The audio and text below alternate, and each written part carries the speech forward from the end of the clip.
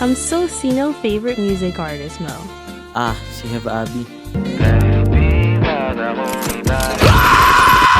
Okay, so pwede ba natin pag-usapan yung music taste ng teenagers ngayon?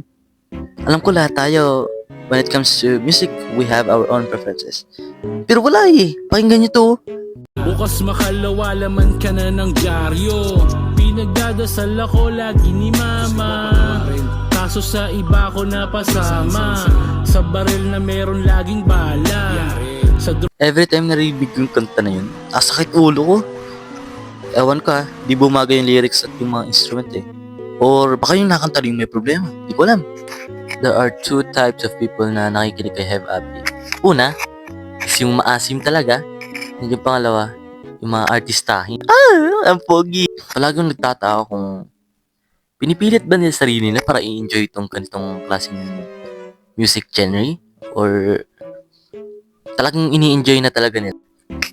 Sorry guys, dahil ginawa ko tong video na to para magreklamo talaga sa Toscana yung music taste niya. Pero kayo na bahala guys kung gusto niya pakinggan, kung saan kayo sasaya. So, ayun. Night that'll pass. I just shit out my ass.